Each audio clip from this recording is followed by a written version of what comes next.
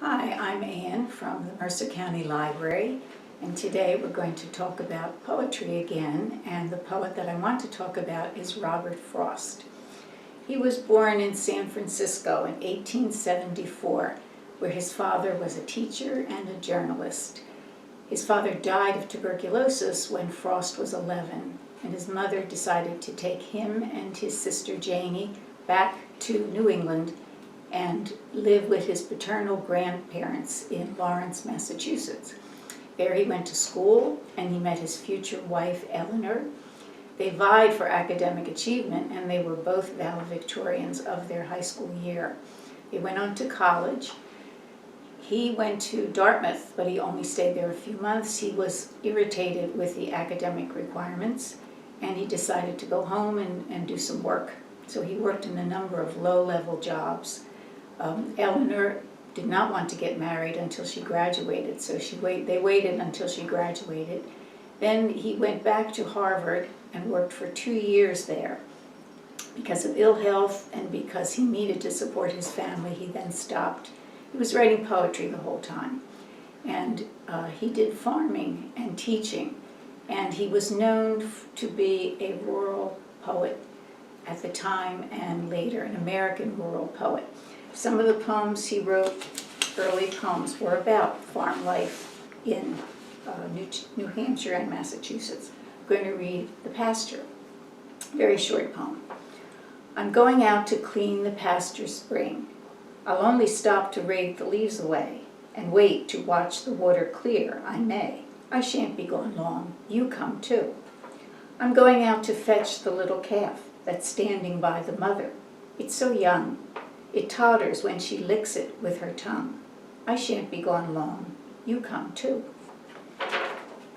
And another poem he wrote was about apple picking. And he's very weary. The poet is very weary as he's writing this poem. Even in the morning, he feels like he wants to go to sleep. And then he hints of winter and the long sleep after the harvest is over. And it's called After Apple Picking. My long, two-pointed ladder's sticking through a tree toward heaven still. And there's a barrel that I didn't fill beside it. And there may be 2 or 3 apples I didn't get upon some bough. But I am done with apple picking now. Essence of winter sleep is on the night. The scent of apples. I'm drowsing off. I cannot shake the shimmer from my sight I got from looking through a pane of glass I skimmed this morning from the water trowel, and held against the world of hoary grass. It melted, and I let it fall and break. But I was well upon my way to sleep before it fell, and I could tell what form my dreaming was about to take. Magnified apples appear and reappear, stem end and blossom end, and every fleck of russet showing clear. My instep arch not only keeps the ache, it keeps the pressure of a ladder round, and I keep hearing from the cellar bin that numbing sound of load on load of apples coming in. For I have had too much of apple picking. I am overtired of the great harvest I myself desired. There were 10,000 fruit to touch, cherish in hand, lift down, and not let fall, for all that struck the earth, no matter if not bruised or spiked with stubble, went surely to the cider apple heap as of no worth. One can see what will trouble this sleep of mine, whatever sleep it is. Were he not gone, the woodchuck could say whether it's like his long sleep, as I describe its coming on, or just some human sleep. So the hint of winter and the long sleep, perhaps the hint of death. So, let's see what happened next. So after he was working various things, his grandfather bought he and Eleanor a farm in New Hampshire, and they worked there for 9 long years, trying to make a go of it unsuccessfully. They raised chickens, and they had 6 children. 2 of them died while young.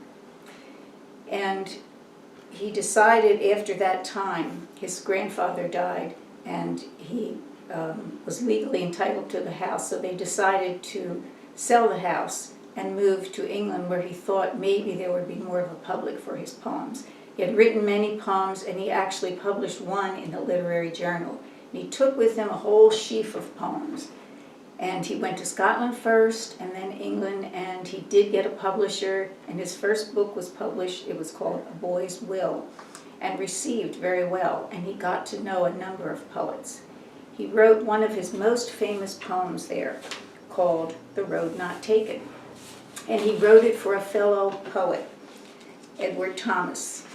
And they used to take walks, and Thomas would always say, I'm not sure if I want to take this way or that way. And Frost wrote this poem as a joke to say that he was indecisive, and even after the walk was over, he was sorry he didn't take the other way. And this is the poem that he wrote. 2 roads diverged in a yellow wood, and sorry I could not travel both and be one traveler. Long I stood, and looked down one as far as I could to where it bent in the undergrowth. Then took the other, as just as fair, and having perhaps the better claim, because it was grassy and wanted wear, though as for that, the passing there had worn them really about the same. And both that morning equally lay in leaves no step had trodden black. Oh, I kept the first for another day. Yet, knowing how way leads on to way, I doubted if I ever would come back. I shall be telling this with a sigh somewhere ages and ages hence. 2 roads diverged in a wood, and I took the one less traveled by, and that has made all the difference. So Frost sent this poem in a letter to Edward Thomas in 1915, and Edward Thomas was a little bit hurt. He said, you show me so indecisive, and Frost told him, I was just teasing you. It means when you look back on things, you change the story to say that road was the one I was meant to took. It made all the difference, when really you're just making up a story. But this poem has become very, very famous since. Edward Thomas, 2 months after he read that letter, went to fight in France in World War I and was killed. So in 1915, just about that time, Frost and his family came back to America, again settled down on a farm, but now he was writing and teaching and lecturing, not farming. And the next poem that he wrote this in England, where he wrote many of his best poems, is called Home Burial. And it's a long poem, and it's a very sad poem. And it's a poem about a husband and wife who are grieving over the loss of their first child. And Frost and his wife had lost their first child also, and later they lost another child, 3 years old, from cholera. So the husband is coming into the house, and the wife is standing up on the stairs, and she's standing in front of a window. And through that window she can see the burial mound of her child. And she's not gotten over the resentment of how her husband took the death of the child. She thought that he didn't grieve enough. He dug the grave, and then he went back to his farm business. And the husband doesn't understand why the wife has withdrawn from him. And this was an unusual, dramatic narrative poem. And because it was in dialogue with the rural speech of the people of New England, it was different than anything had been written before. So here it is. He saw her from the bottom of the stairs before she saw him. She was starting down, looking back over her shoulder at some fear. She took a doubtful step, and then undid it to raise herself and look again. He spoke, advancing toward her. "What is it you see from up there always? For I want to know." She turned and sank upon her skirts at that, and her face changed from terrified to dull. He said, to gain time, "What is it you see?" Mounting until she cowered under him. "I will find out now. You must tell me, dear." She, in her place, refused him any help, with the least stiffening of her neck and silence. She let him look, sure that he wouldn't see, blind creature. And a while he didn't see, but at last he murmured, "Oh," and again, "Oh." "What is it? What?" she said. "Just that I see." "You don't," she challenged. "Tell me what it is." "The wonder is I didn't see it once. I never noticed it from here before. I must be wanted to it, that's the reason. The little graveyard where my people are. So small the window frames the whole of it. Not so much larger than a bedroom, is it? There are 3 stones of slate, 1 of marble, broad-shouldered little slabs there in the sunlight on the side hill. We haven't to mind those, but I understand it is not the stones, but the child's mound." "Don't, don't," she cried. She withdrew, shrinking from beneath his arm that rested on the banister, and slid downstairs and turned on him with such a daunting look. He said twice over before he knew himself, "Can't a man speak of his own child he's lost?" "Not you! Oh, where's my hat? Oh, I don't need it. I must get out of here. I must get air. I don't know rightly whether any man can." "Amy, don't go to someone else this time. Listen to me. I won't come down the stairs." He sat and fixed his chin beneath his fists. "There's something I should like to ask you, dear. You don't know how to ask it. Help me then." Her fingers moved the latch for all reply. "My words are nearly always an offense. I don't know how to speak of anything so as to please you. But I might be taught, I should suppose. I can't say I see how. A man must partly give up being a man with womenfolk. We could have some arrangement by which I bind myself to keep hands off anything special you're a mind to name, though I don't like such things twixt those that love. 2 that don't love can't live together without them, but 2 that do can't live together with them." She moved the latch a little. Don't go. Don't carry it to someone else this time. Tell me about it if it's something human. Let me into your grief. I'm not so much unlike other folks as your standing there apart would make me out. Give me my chance. I do think, though, you overdo it a little. What was it brought you up to think the thing to take your mother loss of a first child so inconsolably in the face of love? You think his memory might be satisfied. There you go, sneering now. I'm not. You make me angry. I'll come down to you. God, what a woman.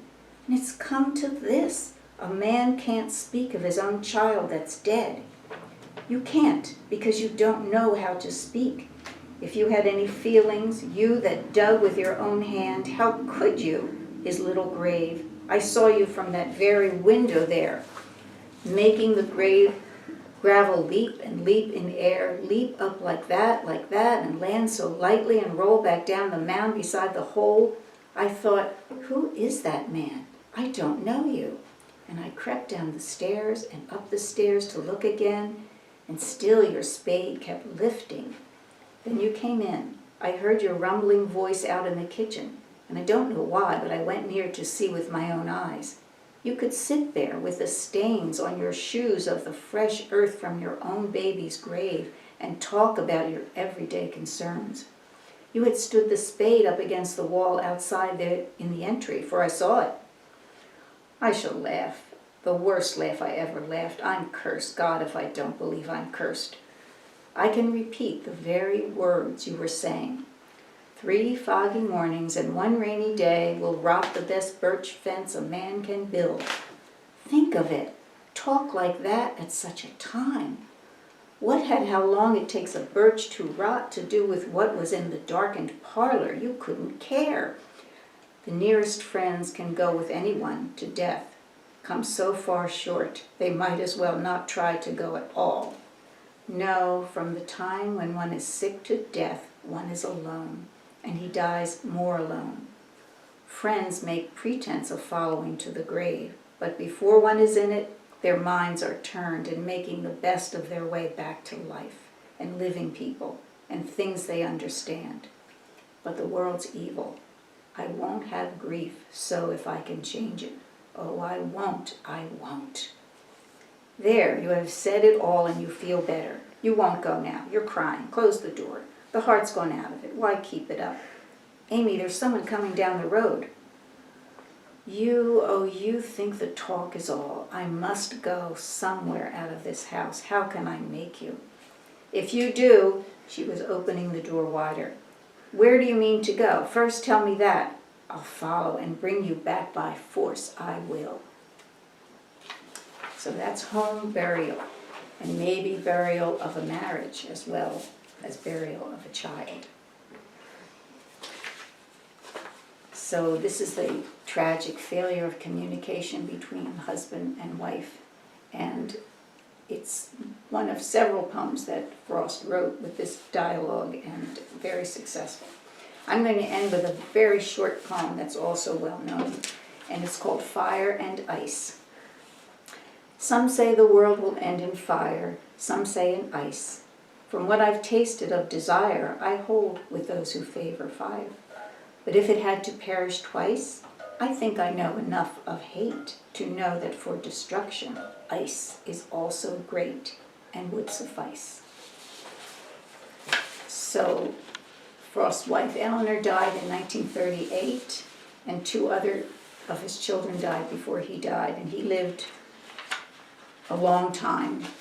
I think he died in 1963, but I forget exactly what date. But anyway, he was the America's poet for many years, and many of his poems you will find on the internet or in books, and you will find some others. I guess Stopping by the Snowy Evening is really even more famous, but I'm not going to go into that. You can read that yourself.